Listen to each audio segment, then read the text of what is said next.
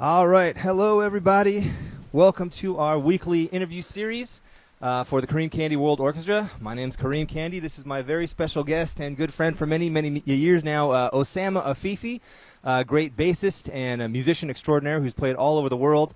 If you don't know anything about him, I have his bio posted up at the beginning of this post. You can read all the people that he's performed with, and that's just a smattering because he's played with tons of folks in his very long career, even though he's quite young. So, real young. Yeah. So, Osama, welcome. Thanks for joining us.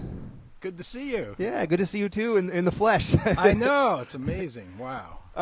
Well, what I usually ask all my guest artists is what kind of got you started in music, and can you talk about like your upbringing and music and how that was an important part in your life, and what got you started? Yeah, well, let's see. My older sister sings, so there was always music in my house. So even when I was a little kid, the earliest memories I remember were Motown and the Beatles. Probably everybody like my generation or a little older than my generation, everybody would say, oh, the Beatles. So I remember hearing like the 45 Hard Day's Night and, you know, She Loves You, yeah, yeah, all those tunes. So I remember those tunes ever since, you know, like 3 years old. And then all the Motown stuff. And then I remember hearing Sly and the Family Stone and even the Monkees. So it was all, but then my grandfather, he had like all these, so I was into, you know, as a little kid, rock and roll and R&B and everything, and then he had like all these 78s, and I was like, what are these? And all of a sudden he had like a ton of like old jazz records, like from like 40s, 50s, even earlier. So all of a sudden as a little kid I liked big band music, even though I didn't really understand it yet. I want to back up really quick Yeah. because you live in the Pacific Northwest now, and you've lived here for quite some time. When did you move here? 2005. 2005. So, but you were born and raised in California. Yeah, so born in Oakland, and I actually was born in the same hospital as Kamala Harris. Oh, okay. I'm a year older, even though I don't look too old, but anyway. Yeah, so my dad called me like a couple of weeks ago, and he said, you were born in Kaiser Hospital a year before. I was like, whoa, okay, so that's... Something in the water. Yeah, Greatness. Exactly. Yeah. So anyway, so my dad was going to, he was getting his PhD at the UC Berkeley. So we lived there, but then just for a little while, and then we moved to Los Angeles. So yeah, so my whole life, probably 3 years old or something like that, 2 or 3 was Los Angeles. And you look like it's like a Dorian Gray thing. I mean, you never age. How old are you? No offense. I'm just curious. 57. And so you were born in 63. 63. So it was a good time for music, particularly in California. There's a Yeah. lot of stuff going on in all aspects of the music scene. Yes, definitely. I mean, my whole, you know, back in those days, yeah, lot going on, yeah.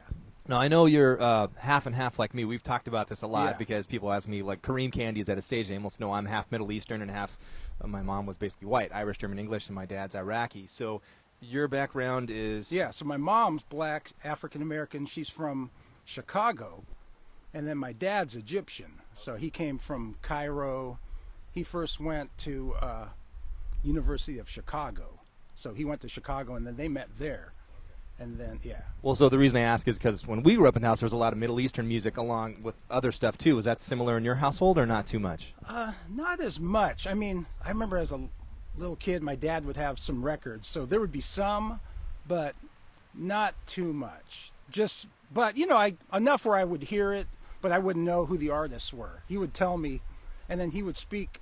He didn't speak too much Arabic in the house because, you know, no, my mom didn't. So I never really learned much. I think this is interesting because a lot of families nowadays, if they're bilingual, they really nurture that and encourage that. But I remember, you know, being very, very young, a lot of my friends that had, you know, half one nationality and half another, the parents never taught them that language. And I think at that time, people didn't want to be seen or portrayed as different or sticking out. Would you say that that was maybe the same in your house? Or I don't think it was that. I think it was just... like my father, you know, he was just working and we were just going on along with life. I mean, because I remember we would go to a lot of our friends. He knew other friends that were, you know, Egyptian or whatever. So we go to their house and hang out. But yeah, so it wasn't really that. It would just kind of just happen like that. Yeah. Fair enough. Yeah. All right. So you're listening to music in your home, your sister's singing, you have your grandfather's 78. So what was the first instrument that you began playing?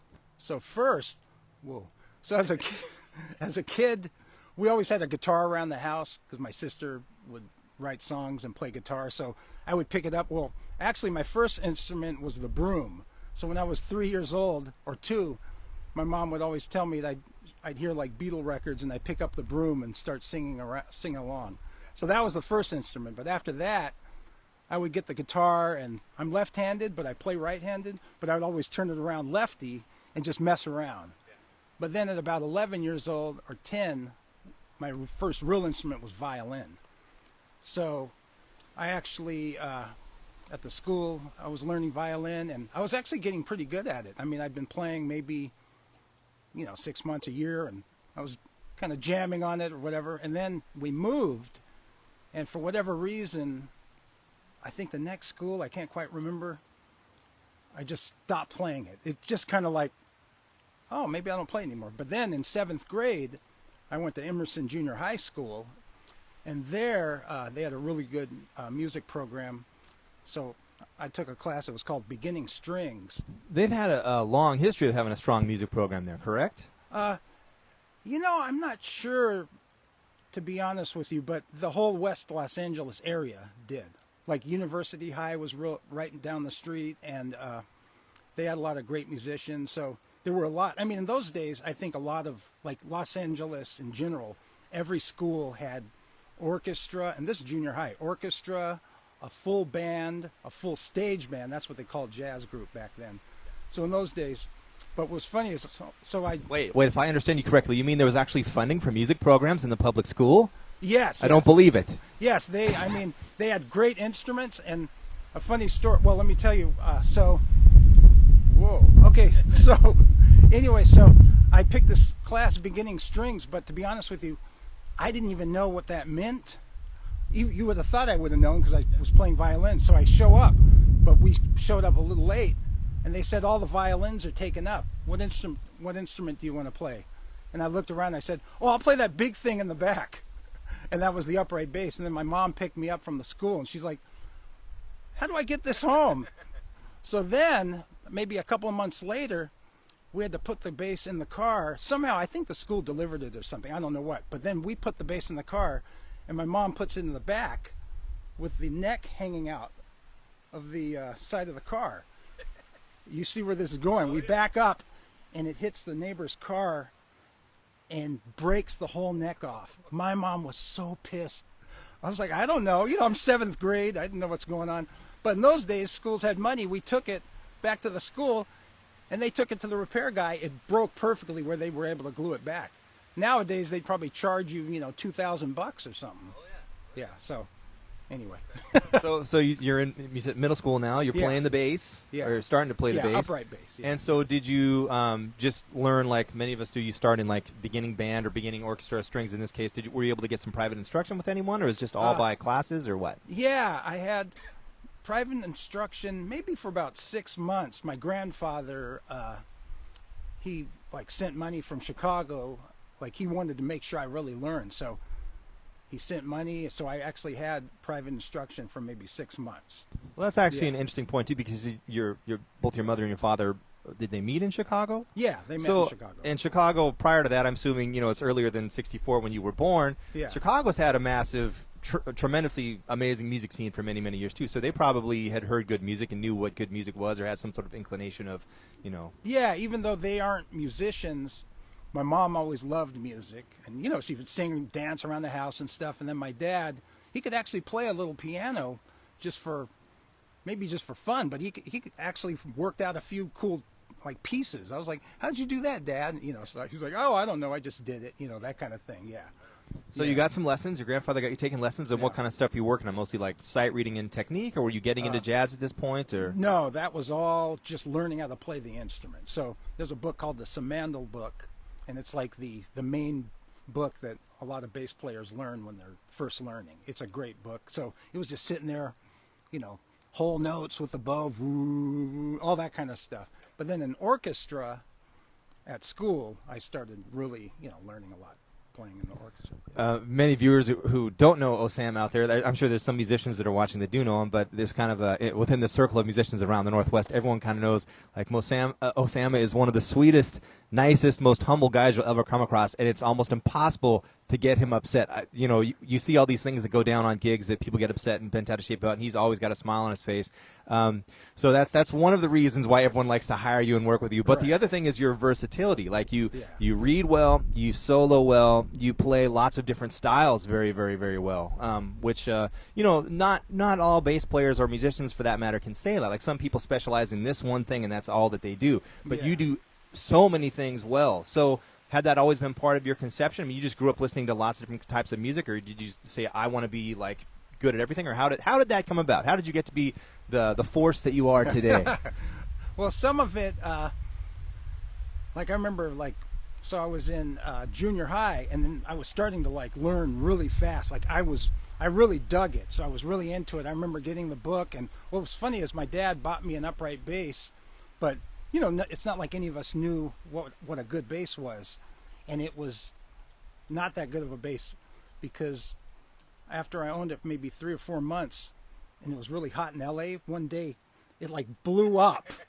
The glue blew up, and the whole bass just blew up. Literally, I saw it. I went in the house, and all of a sudden, I'm like, what happened? And the bass was in pieces. So luckily the school let me borrow one. But I remember, so I'm learning a lot in orchestra, and then I heard Brick House on the radio, the old Commodore's funk tune. And then on my upright bass, I got my bow, and I started going boom, boom, boom, boom, boom, boom. So there I realized, I guess with this instrument, you can play all sorts of music. And, of course, any instrument, but I started to realize, man, as a bass player, you can be in an orchestra one day, and the next day playing jazz, and then be in a country gig, a funk gig. So I think I always liked a lot of music. And then me growing up in LA, at that time it was the studio capital of the world for musicians. I mean, all the great studio players, and you would hear all these stories about all the different musicians playing on so many different records. So I always thought, oh, that's how it's supposed to be. So I remember I'm moving up a little bit, but as a young pro, I started getting a lot more gigs than players who were way more advanced than me, because there was a time in my career or my upbringing where I was studying. I'd get drum books and work on rhythms. Like, at one point I was, how you go through those poems? Yeah, so I would sit there and work on reading double time, the Louis Bellson book, all that kind of stuff. So I realized a lot of bass lines, it's not about a bunch of chops and soloing. It's about grooving and then being able to lock in. And so I was really good at reading at a young age. So that's really what the orchestra, I even, like, a few years ago, I emailed my old band teacher from high school and junior high, telling him, man, I think I learned more then.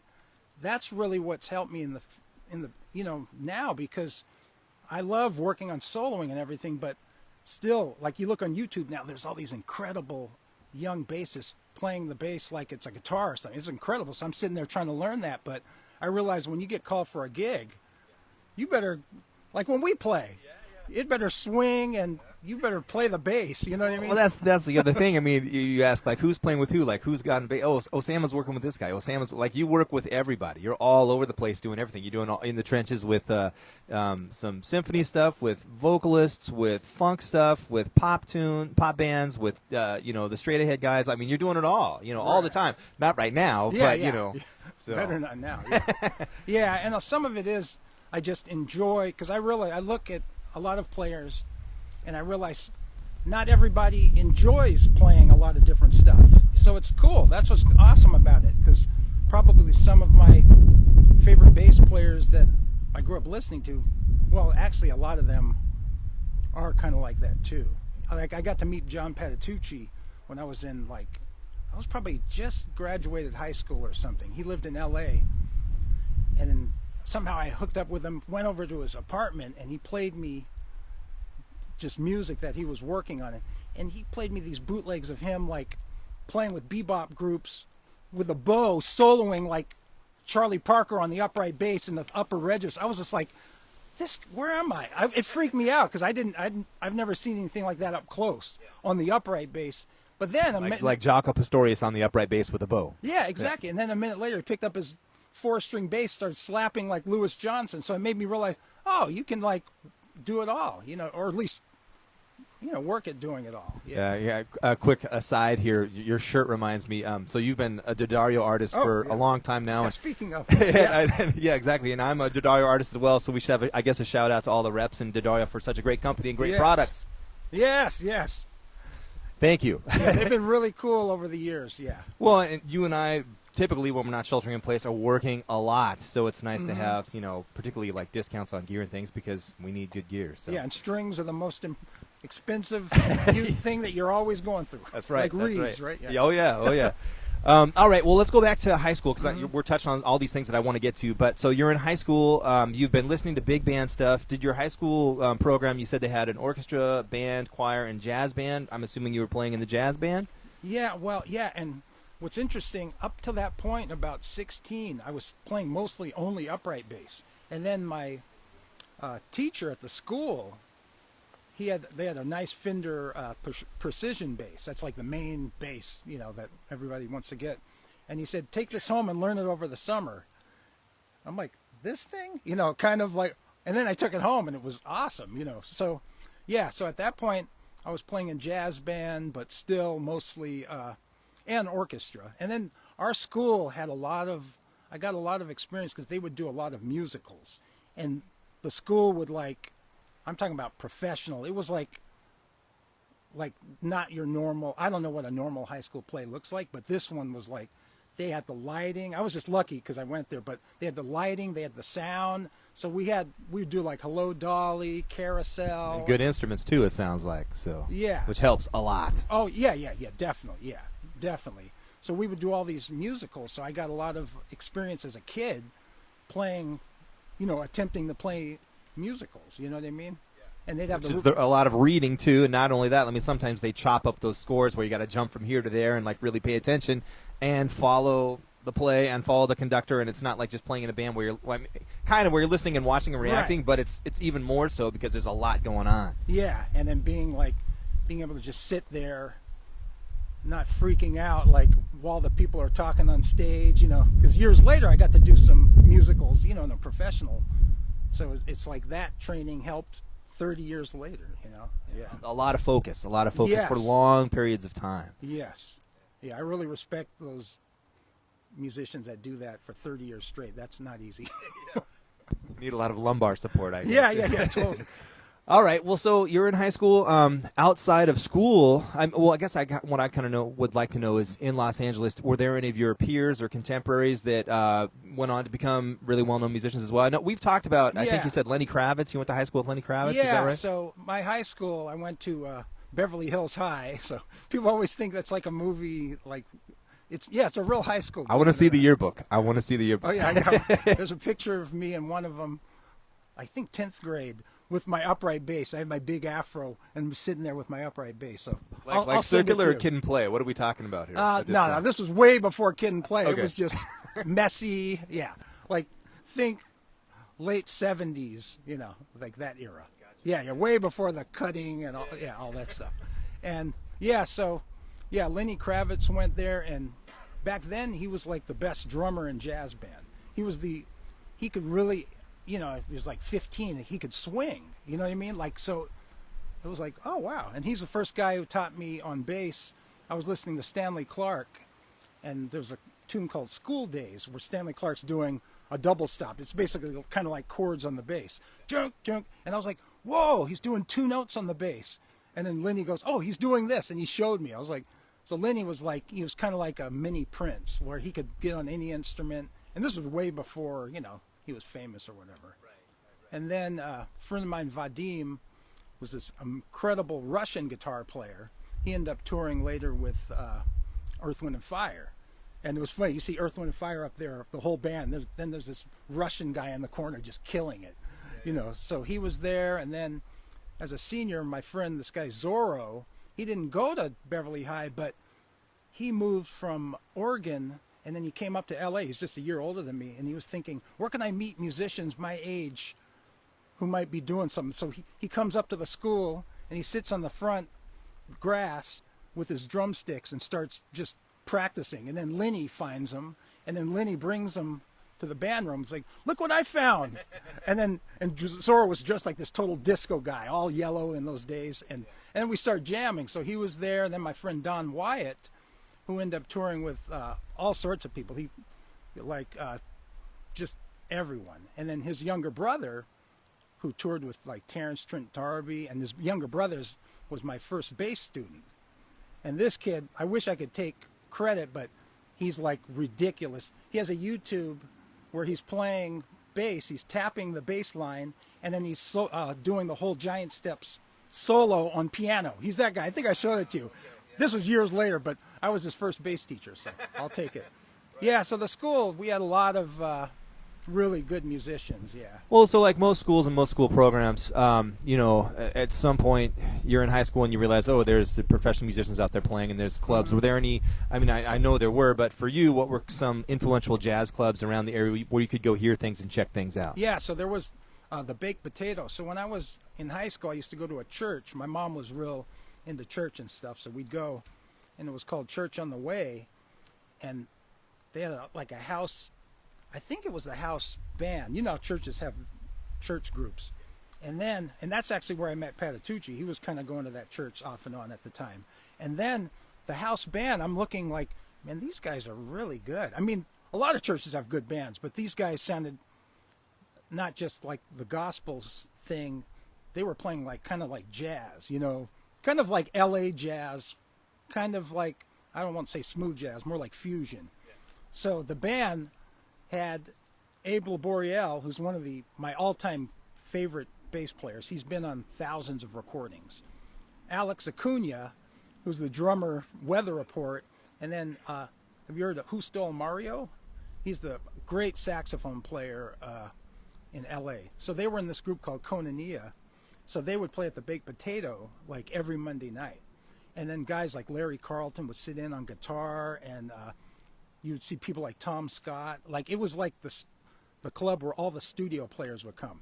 So the guys from Toto, Steve Lukather, Jeff Beccaro, they would play there on different nights of the week. And Michael Landau was like an awesome guitar player. So all these guys. And that's where I got to play with Gary Herbig, where he was like a top studio saxophone player who's been on like countless records. He even got hired, like, I won't say the band, but the band who had this awesome horn section.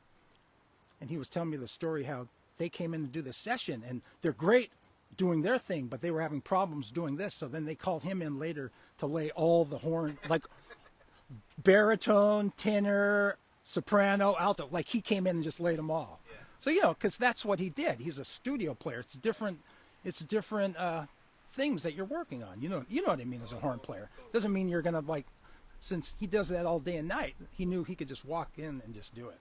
So yeah, that those was guys that like doubling, like really doubling well, is an art form. It's a talent that I don't have, but those guys that do it, I mean, you got to respect it for what that skill set is. Right, because that's what was happening at the time. Like in the older bass players, like a couple of generations before me, you were expected to play bass, upright bass, and tuba. I'm like, I've never touched the tuba. I played trombone one year. There's time now. yeah, right. So that was the main club. What did I say? The Baked Potato, and there were a lot of other ones too. Well, the Baked Potato is still around, as far as I know. I don't know how they're doing right now, but they're still in existence. Yeah, as far as I know. they're doing streaming gigs, and they're still doing things. Yeah. Okay, so then high school, playing, getting things together, learning how to read.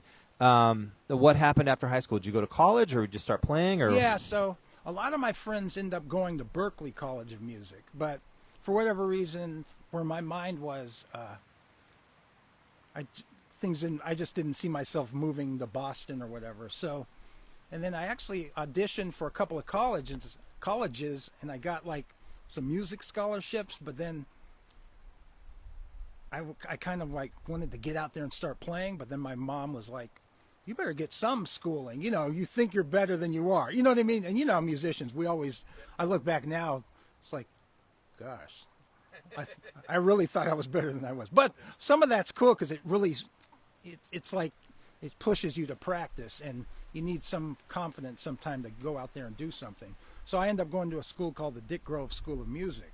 Okay, yeah. Yeah, and at one point, so basically it had a lot of studio players that would teach there part-time. And then, but a lot of pros were going there to learn different things, like who was the great drummer from the Yellow Jackets? Ricky Lawson. I remember he was taking classes there for composition because there were like some great composition teachers. And then while I was there, there was a guy, have you ever heard of a guy named Phil Sobel? Yes. Yeah, he's a great, I guess saxophone players say he's more of a classical saxophone player, but famous sax players would come to learn just like armature and technique. So he was the teacher, and I was in a class called Studio Orchestra where all the students would bring in all their big band arrangements, and they would do like mock TV show theme stuff. So it'd be like the teachers would say, okay, this TV show needs a chase scene, write something. And this was before MIDI. They had to write everything by hand. They were working so hard, so they bring in all their stuff, and then we would read it, and then Phil Sobel was like the leader kind of conducting us.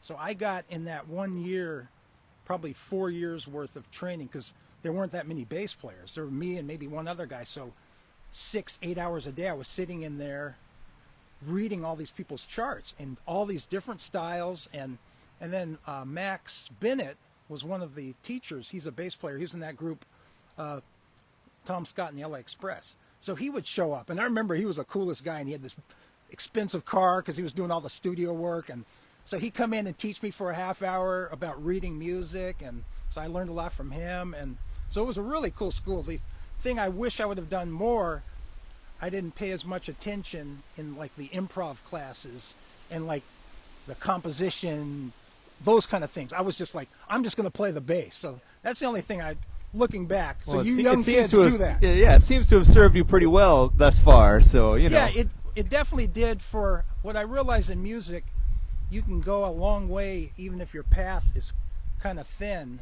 Like with me, I mean, it seems wide because I can play, I know how to lay down grooves for a lot of different styles of music. So that works great. But then I'll see like players like, you know, Neil Stewart, Orsted Pedersen, who kind of stayed in his thing, and then he's so melodic and all that. So later is like where I realized, okay, I want to learn. And I remember hearing Scotty LaFaro for the first time, thinking he was from another planet. This was, you know, a long time ago. So that's when I finally realized, okay, I want to learn another side of bass playing. Yeah, well, that's kind of the cool thing about music. I mean, you can take it so many directions, and the more you learn, you know, I tell my students this all the time, the more you learn, it just gets bigger and bigger and bigger, and there's more to learn. And most of the musicians that I know, myself included, I mean, you're always still learning and checking things out and growing. I still take lessons with people. We just did an interview last week with George Colligan. He was saying, you know, he's given piano lessons to Ari Honig, who's one of the best drummers on the planet. You know, We're all still learning and growing, and most of us anyway. I would hope, trying to get better as artists and as musicians and as people. Totally. And we had Jacques Willis, who we've worked with. He was on here a couple weeks ago, and we were talking about, you know, a lot of quote unquote jazz musicians.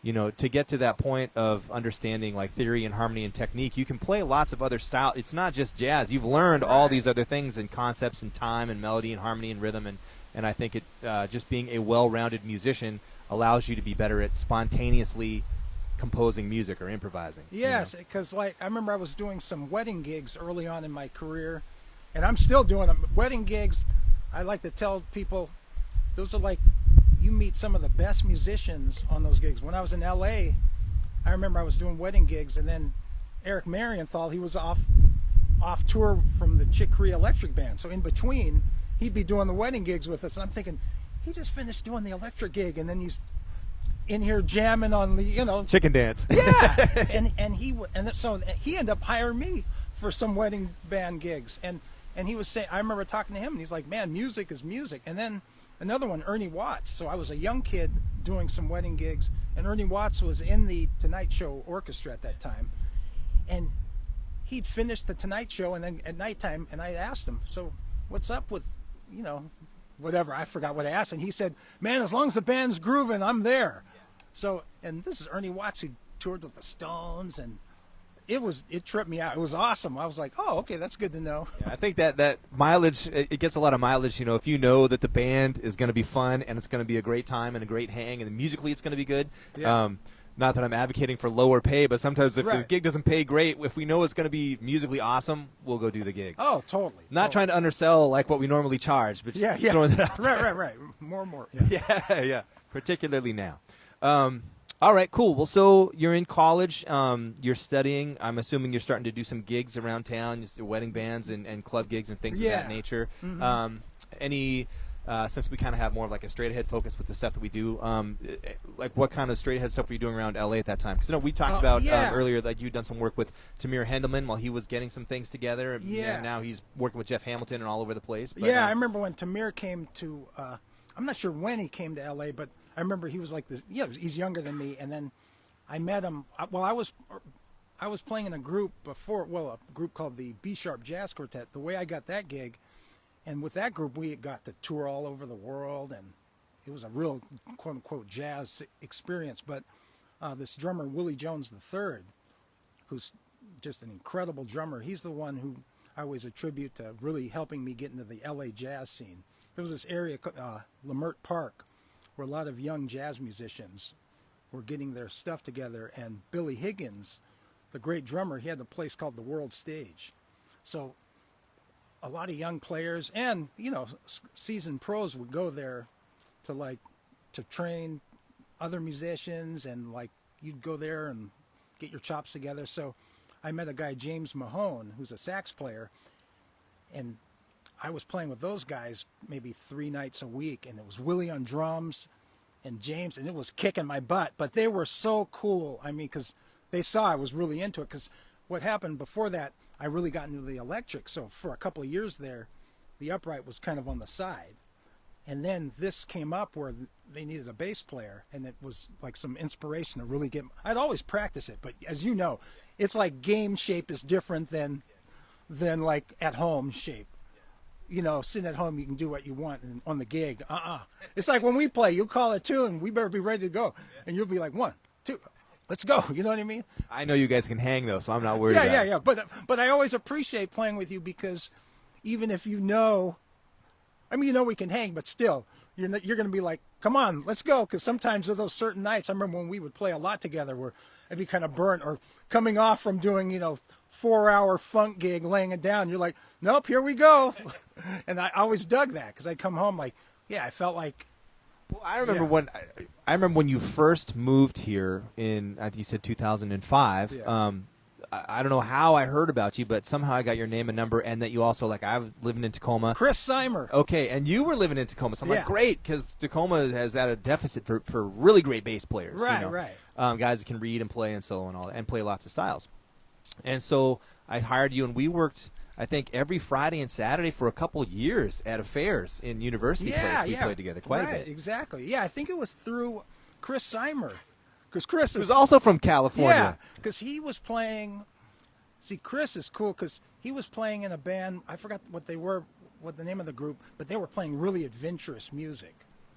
In California? Yeah, or up in here? California. And then I was playing with another band, so we would run across each other. We didn't know each other well, but we just see each other at these little cool jazz clubs. So then he moved up here maybe a year or two before me. And Chris was always cool because he hooked me up with a lot of different people, and he would joke, "Hey, you're taking some of my gigs." But he's the nicest guy. But he's who hooked us up initially. Yeah, he's also great. But he's working with everybody too. Well, not right now, but all over, either jams at the Owl and Thistle, or I know he's in Janae Kendrick's band. Right. I think one of her bands is up for a Grammy this year. Wow. Crazy. So yeah, he's an in-demand bassist as well.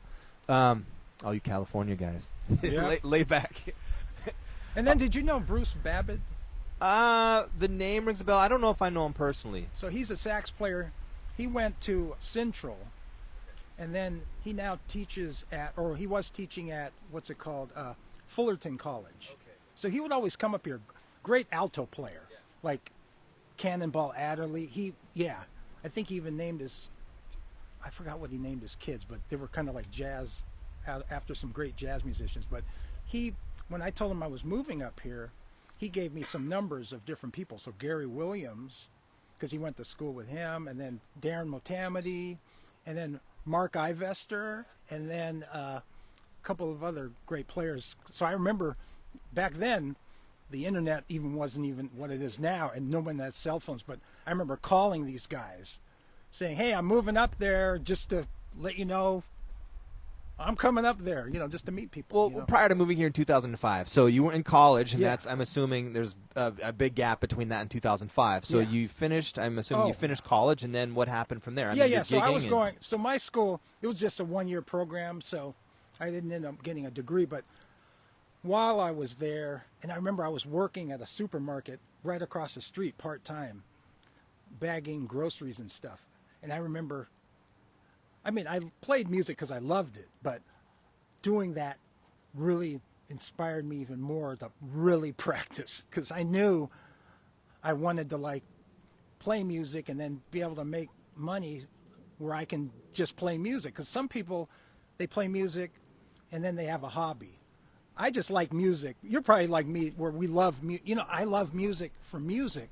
But so I was like, if I can make money playing music, then I can go home and practice by myself doing my own music, because that's my hobby. So You must have had this thought before you were married and had a kid, right? yeah. Oh yeah, way before. Yeah. So anyway, I was doing the school, and then my friend Zorro, he was the guy who told me, "Man, you got to think of it as kind of as a business." So he got me my first cards, and he said, "You got to go out there and network and meet people, because there's amazing people out there and nobody knows. They're just in their bedroom." So I started going around the clubs, and there's a magazine called The Recycler, and there were some music magazines where you could look up people looking for bass players. So anyway, I ended up getting this gig with Yanni, but the way I got the gig, I wanted to get to that. I'm glad you brought it there. I know, because this hour will fly. I better hurry. So the way I got that was I was doing all these gigs in town, but to get those gigs, there was one thing in the paper, and it said, "Looking for a bass player. Gig pays $20." I was like, "Hey, $20." So through that gig, and it was this real nice cat, and we're just playing singer-songwriter stuff, nothing to do with jazz. Through him, I met this other sax player who got me the audition with Gary Herbig. And Gary Herbig's band, he had Jimmy Earl on bass. He had all these, who's now the bass player on Jimmy Kimmel. He's just incredible monster. So he would use all these incredible musicians, and then they needed a sub out of nowhere at the Baked Potato. And I came in and sight read 4 pages, super hard. It wasn't Chick Corea, don't get me wrong. It wasn't super, but it was challenging. Yeah, and the main thing, it was a lot of road maps. I was always really good at reading codas and all that kind of stuff, double codas, so I could follow the road map. So I ended up doing that, and because of that, then Gary Herbig said, "Yeah, this Yanni guy's auditioning." I said, "Who's Yanni?" Then I looked him up, and I was like, "Oh, this guy's pretty big." It's kind of new agey stuff, and kind of mellow, but a lot of it was in 7, so it was still interesting in its own way. And he was all of a sudden blowing up to be this huge artist. So he got me his number. I call, and I go up to his house. In the audition, I thought I was going to have to read all this music. I was ready to go. And he just played me some of his recordings. And he said, "Just play along to it. Play how you feel." And I was like, didn't tell me what key or anything, but it was all pretty diatonic, so I could hear it. And that was the audition. And then, 2 weeks later, I got the gig. I was like, oh, before that, my friend Vadim helped me with a little demo, because he wanted a demo just to see if he could play it all. So I remember we took that. Remember that song, Sea Journey, Chick Corea? Yeah. And we just did a duo thing. Doom, doom, doom, doom, doom, doom. And it was kind of a cool kind of Latin thing. So I made a recording and did some stuff on that, but it was good enough to get the audition. And then I did all that, got the audition. But that just shows how taking a teeny little thing that means, something that has nothing to do with one thing, I'm skipping a few things in between, but that was the lineage. I can see taking that one teeny little thing, and then I end up getting my biggest gig to that day. 68. You were with them for a couple years, correct? Yeah. We did a full 68 city tour of U.S. and Canada, and then just a few cities in Canada. And then after that, and did we go to Canada? Anyway, 68 city, and then, for 2 years, yeah.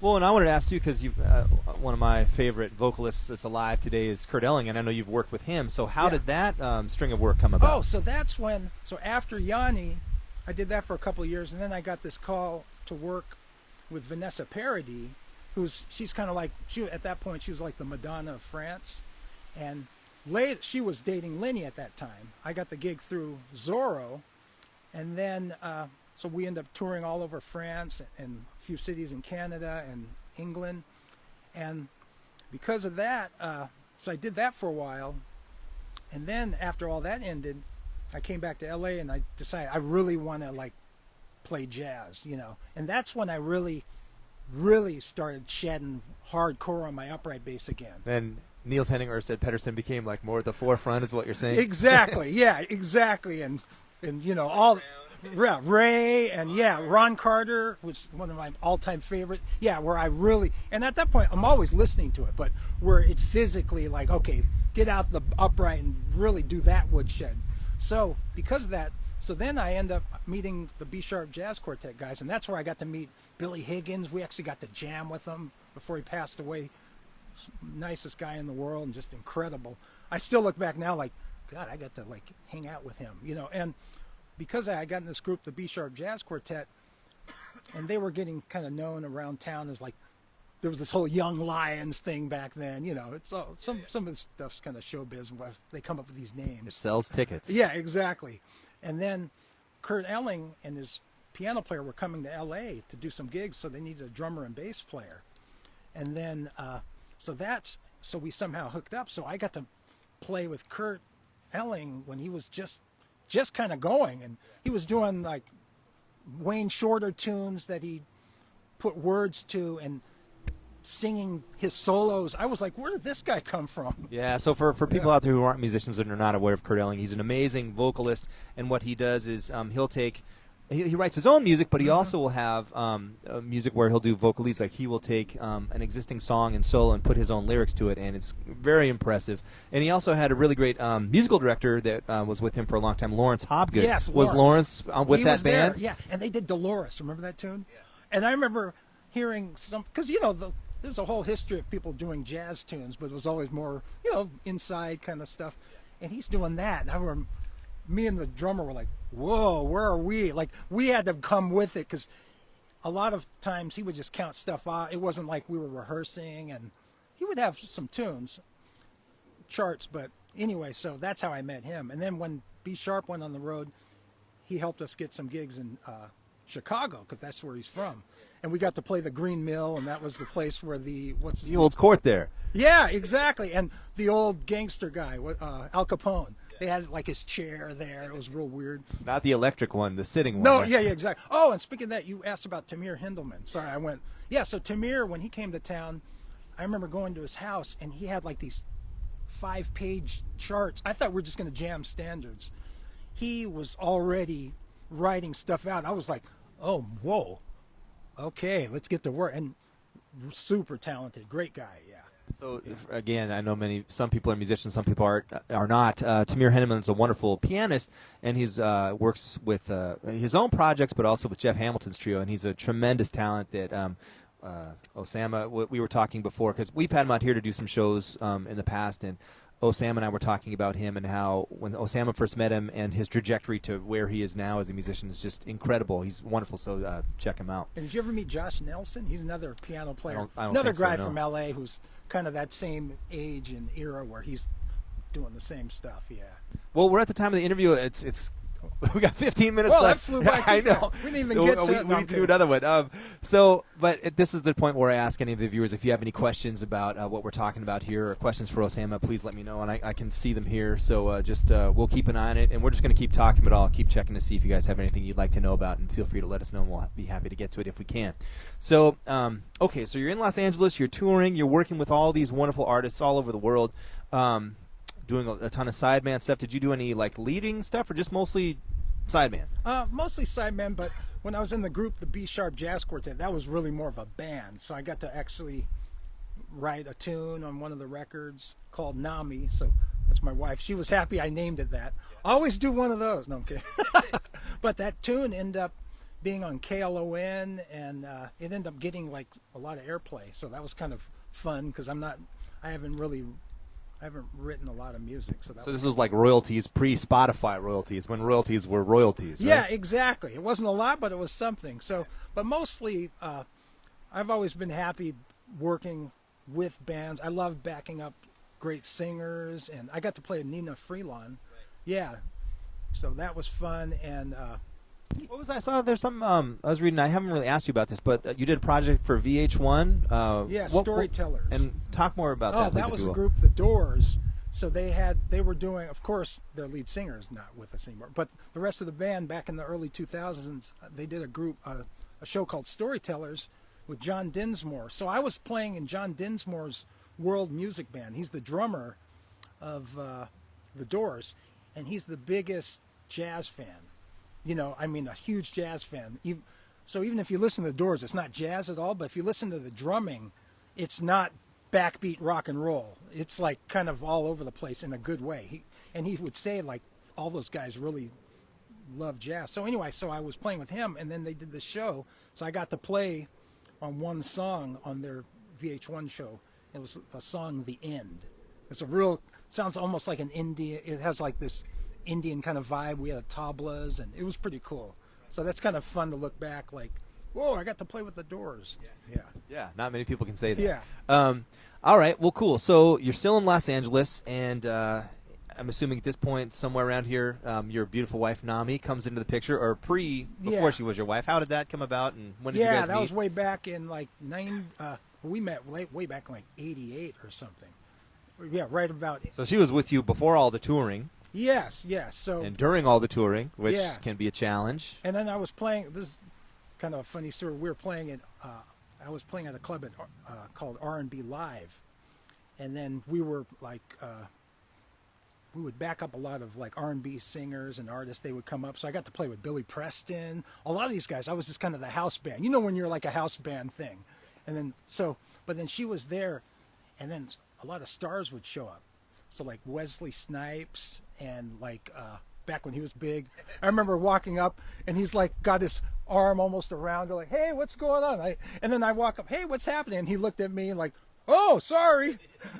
I must have looked like I was mad, but I was just like, hey, whoa, Wesley Snipes. It's always, my wife and I talk about this because it's hilarious, because when you first start dating someone as a musician, you're in a club and they want to come to the concert and see what's going on, and then you've got an attractive woman by yourself at a bar, and you're on the bandstand, and you can see all this stuff playing out, and then you have these conversations later like, yeah, I felt weird, I didn't like that. And they don't like coming to gigs because they get, Right, totally. Yeah, anyways. So that was fun. Yeah, so I was doing... what was the question again? we were talking about how you met Nami, because what I want to ask is what brought you guys from, because I know you met Nami, you guys got married, and I think you guys had Jordan prior in Los Angeles, correct? Yes. You had your son there. So what brought you guys from Los Angeles? You're working, you're gigging, she's working, you have a family. Yeah. What brought you guys up here to the Pacific Northwest? Yeah, so I was doing like tons of gigs at that time, like sometimes 3 or 4 a day, when you got the energy. So, and then I was driving all over the place, and the traffic in LA was just crazy. It just got really bad. And then I remember one day, she always kind of wanted to move up here, but she wouldn't push it because she realized my career was down there. But then we had a kid, and then I realized, well, I'm not going to be doing as much touring. I really didn't want to hit the road. Not that there's anything against it. I just didn't want to. I wanted to be hanging with the kid for, with my son. And so things worked out where, we had a house in Orange County, and then it went way up in value. So we were able to sell it and put a couple of bucks away. So you're a man of leisure now is what you're saying. Well, not exactly. Yeah. But it made it where, at least when I came up here, it wasn't going to be like right away, oh no, I got to go get a day gig or something. You know what I mean? Yeah, but if I remember correctly, and maybe I'm dead wrong on this, as soon as you landed, you were gigging and word spread fast, and, you weren't going to lie. Yeah, and that was coming back to where Zorro told me, man, you got to, be a businessman. So I was out there, and, because we met really quick, and then I remember up to the Allen Thistle a week after I was here, where I met Jose and all those guys, and I think Ryan was on piano at that time, and then Jeff, bass player. Yeah. Jeff Harper. Big Jeff. Yeah. What Osama's talking about, musicians will understand this if you're from the area here, but the Owl and Thistle, there's been a long-standing jam session there for, I think, the last 20 years. I believe it was started with great guitarist who now lives in Florida and teaches down there, Dan Heck, and Jose Martinez. I think he was either Ryan Burns, and then Mark Fendel on saxophone. So Mark Fendel on saxophone, Ryan Burns on piano, and I think Eric Verlinde took over after that. Yeah. And then Jeff Harper on bass, Dan Heck on guitar. And I believe, I might be wrong, but I believe that was like the original Bebop and Destruction was the name of the band. And they started that jam session there at the Owl and Thistle, and it's been going strong. Well, not right now, but for I think over 20 years now. But so yeah, that if you're a musician and you come to Seattle, that's where you want to go to meet a lot of musicians. And the jam session usually starts at 10 o'clock at night. So if you have to drive back to Tacoma like we do, you got to drink some coffee and then some to do that. So, all right, cool.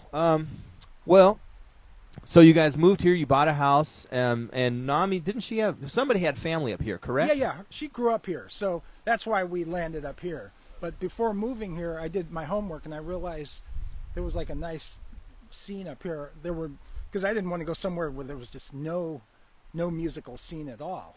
Well, how come, and I'm not talking trash about Tacoma. I love Tacoma. I've lived here for 41 years, and I always plan on living here. How did you guys pick the South End as opposed to Seattle? Oh, so her family, Nami's family, is from right down here. She went to Lakes High. Okay. So she grew up, her whole family is from down here. And then, from L.A., looking on the map, we didn't have the internet. The internet was young. So back in our day. Yeah, and it seemed like it wasn't, that looks close enough to Seattle. So that's now with traffic, it can be 2 hours. Yeah, at 10 o'clock at night. Yeah, luckily, the hour, it's kind of backwards when we have to go into Seattle. Yeah. That helps a little bit, the traffic. Yeah, totally. Yeah, so that's kind of why we landed down here. And looking at, it was a little less expensive, too. Yeah, well, not now. Not now, no, that was back then, yeah. All right, cool. Well, so let's see. So, and now, currently, I mean, none of us are working as much as we normally do, but you've been teaching for quite some time as well, and you teach all different styles of music. And if people want to learn more about how they can do that with you, your website, what's your website? Yeah, just OsamaAfifi.com. So OSAMA. AFIFI.com, and it has all the information if people want to get in touch with you. Exactly. Cool. All right. Well, since the beginning of this year, and we've all been sheltering in place, have you been working on any projects or doing a lot of teaching? I know that, but anything else going on or anything coming up? Yeah, mostly teaching and various artists. I got my home recording situation happening with a Apple computer and everything. So I've been doing some home recording, like people send me tracks and then I'll lay down bass tracks. I've been doing some of that and doing a lot of wood shedding, so that's been fun, and trying to create something of my own, so we'll see where that leads. But if anything, a sequel to Nami 2. Yeah, exactly. So I've been working on all my I got all my basses set up from my upright, my electric upright, and 4, 5, 6 string basses, got my keyboard, a guitar, so I'm keeping busy like that, but I still want to get out and play. Yeah, well, and I tell musicians this all the time, or people that are thinking about music, it's like if you want to work all the time, again, none of this applies to right now because of COVID and all that, but if you want to work all the time, like picking the bass is one of the best musicians because people always need a bass player. Like the horn player doesn't show, you'll be fine. The drummer doesn't show, you can still get by. The bass player doesn't show, you're going to be in trouble for the most part. You know? And speaking of that, I have a couple of students who are, can they still hear us? Oh, okay. I have a couple of students who are saxophone players. A couple of probably your students where they're playing saxophone and then they also want to learn bass. Because there's kind of a little history of that. Like Wilton Felder, he was an awesome studio bassist. He's the guy on I Want You Back. Remember the old Jackson 5? That was one of the coolest bass lines ever. That's Wilton Felder. And then, so there's a few like tenor sax players who also play bass. So you can play bass and sax. I don't know if I have my fingers. Come on over, Kareem. I'll give you some slapping. Yeah, maybe. I just might get to some strings from Daddario. All right, well, what I like to ask all the guests, too, is here you are in 2020 looking back over all these years of playing. Are there any tips or things that you felt have been very instrumental, no pun intended, in helping you grow and become the musician you are today? Like, as myself, I can remember vividly, like, light bulbs that have gone off that have really helped me become a better musician.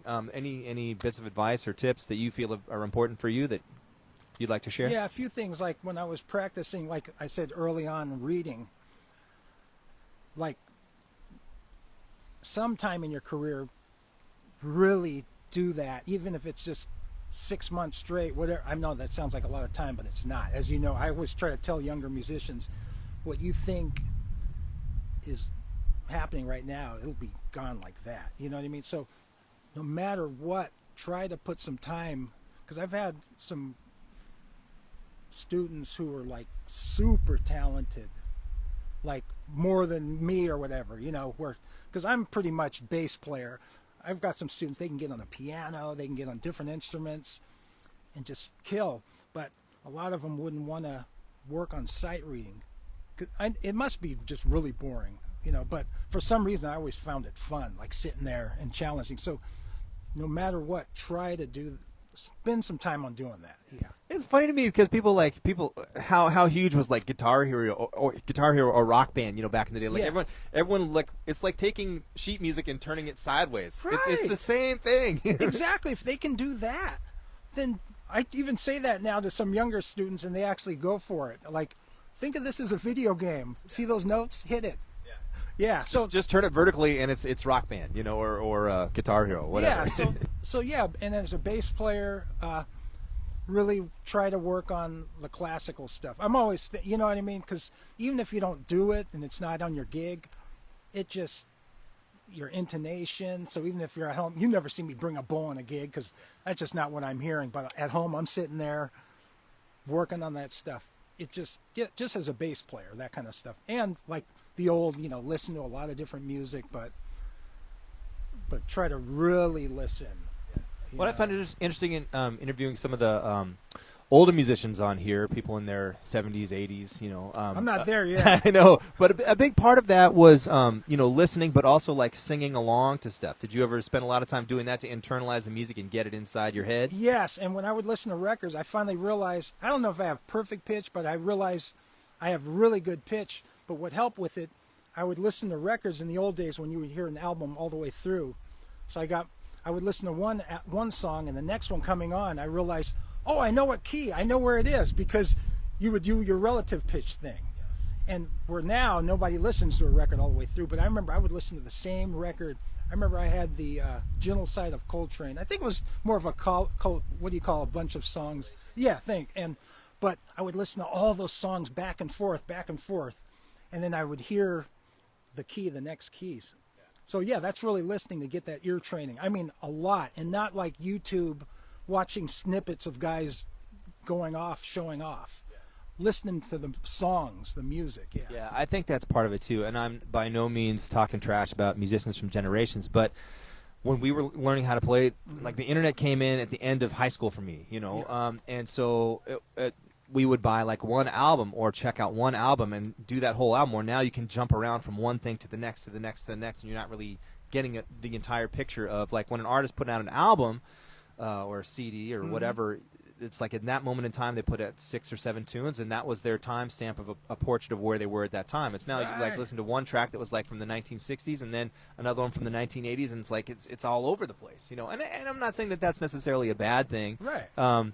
But it's almost like it's kind of nice to do one album and check out that whole thing to kind of see where that artist is at that time and see that entire project, Yeah, conception. exactly. Because then you feel like it sinks deep in there, Because like you said, like certain people they call you for a gig, but they feel like you understand their music in a deeper sense or something, Yeah, totally. All right, well, that's about all the time we have here. I don't see any questions, but we'd like to thank everybody for watching. Thank you, Osama, for your time. Yeah, thank you. And OsamaAfifi.com, that's where people can get in touch with you. Yes. And if you've been enjoying this series, like I said, we do this every single week. All of our material is free to watch and participate in, so if you enjoy watching it and you'd like to support what we're doing, you can make a donation either via Venmo or PayPal or mail a check. It's all on the information's on the beginning of this post, how to do that. We'll be doing a concert tonight, a live stream tonight from 6 p.m. to 7 p.m. with a bunch of brand new original music. And then next week we'll have a wonderful trumpeter by the name of Thomas Marriott. We're going to be playing some of his music and as well as doing an interview as well. So check it out. And thank you all for support. Hope you're all doing well. Stay safe out there, and talk to you later. Bye. Awesome.